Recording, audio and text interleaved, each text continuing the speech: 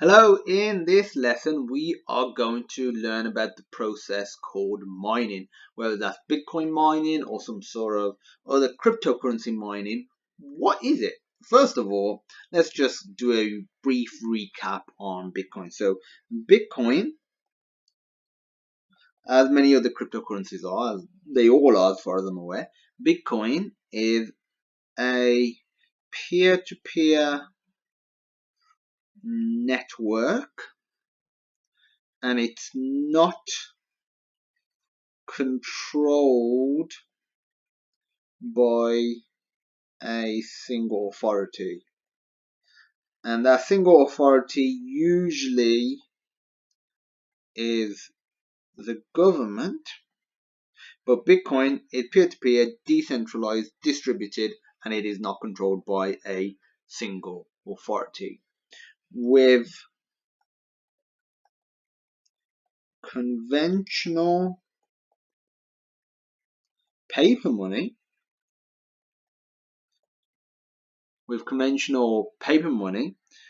a central authority such as the government authority decides when to print, or you can call it issue, more money. This generally leads to deflation, but ultimately the money supply is controlled and regulated by the government. Whereas Bitcoin, as Bitcoin is decentralized and distributed, there is another method for more coins to be issued. So that's just like sort of almost like a history, like an overview of what Bitcoin is. People use special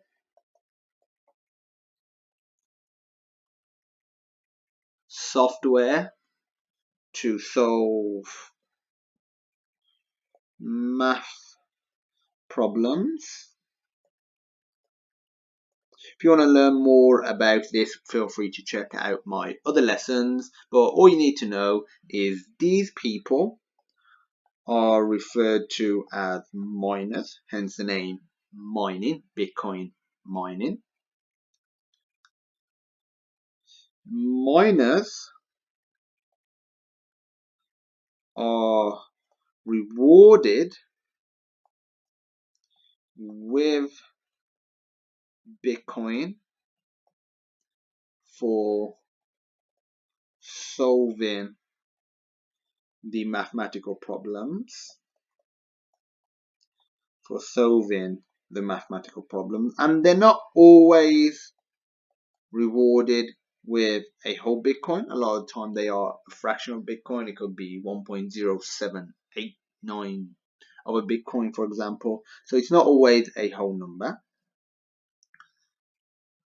So miners are rewarded with Bitcoin for mining. But again, what are they doing? What are these mathematical problems being solved for? It is for the verification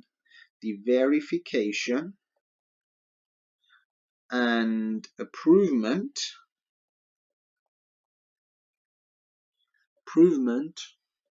of Bitcoin transactions. So if I were to send some money to Bob, for example, Bitcoin, so if I were to send 5 Bitcoin, that transaction has to be verified to make sure it's a legit transaction.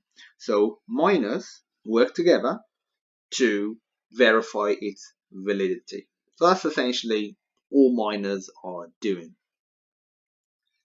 And the the incentives, aka getting rewarded in Bitcoin, attract more miners. More miners make the system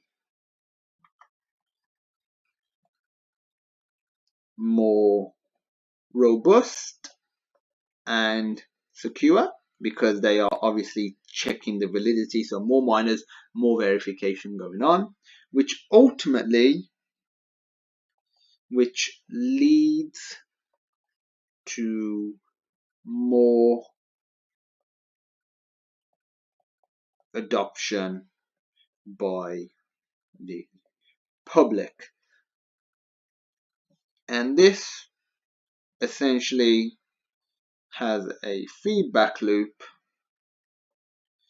that is just constantly going round and round. Obviously, it's one of those catch-22s. It's where it can take a little while for it to get going, simply because you need this for that, you need this for that. But once it gets going, the incentives attract more miners. The more miners make the system more robust and secure, which ultimately leads to more adoption by the public. And then that makes people want to mine more, and then ultimately that makes the system even more secure, makes it look better than the alternatives as well. We're not finished here, because there's some more stuff that I think we really need to know about Bitcoin mining. The Bitcoin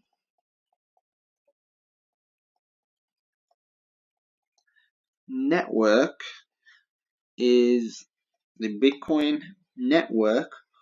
automatically changes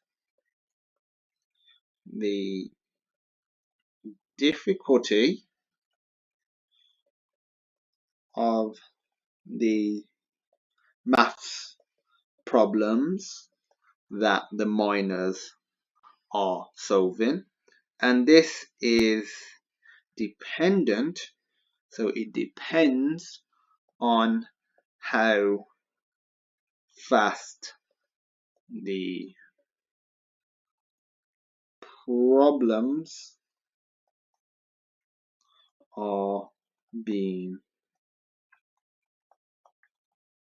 solved. So it just ensures that not too many coins are being issued at any given time, and as I've mentioned in other lessons, the estimate is by 2140 or 21 million bitcoins will have been issued, and post that the incentives won't be for earning new bitcoins. It'll just be sort of as a reward.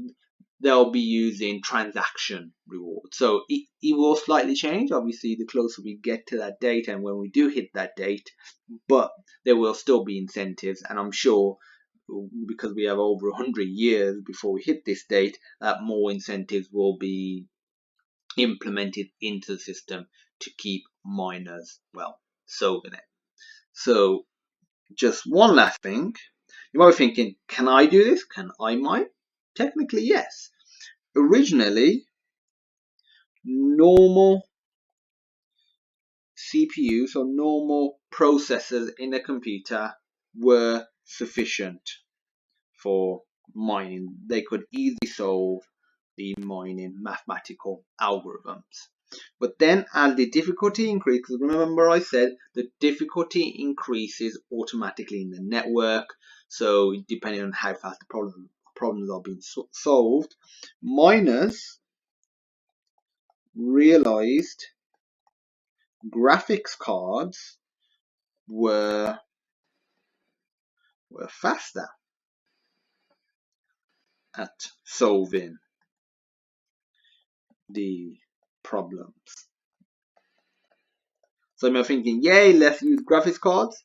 Only problem with that is they got very hot, and this is the main thing, used a lot of electricity. So in many cases, the actual cost of mining or the rewards that you was given was outweighed by the actual cost of just the electricity, and that's ignoring if you were to purposely buy and build a computer, a system for mining. And it wasn't just single GPUs, people were using multiple GPUs in some crazy configuration. You just have to Google Bitcoin mining, you'll see some amazing and crazy configurations. Then ultimately, this led to something called an ASIC card, which is it's short for application specific integrated circuit chips. Basically, processors that were designed just for the process of mining. These were very fast, a lot faster than the processors and even faster than GPUs, and very efficient in terms of the electricity. They range from a few $100s to thousands of dollars, and obviously the more expensive ones provide you with more processing power for mining. That's a overview of what mining is. If there are any concepts that you are unsure of, feel free to go through the video again and check them out, or feel free to message me directly and I will lend a hand. As usual, I look forward to seeing you in my next lesson.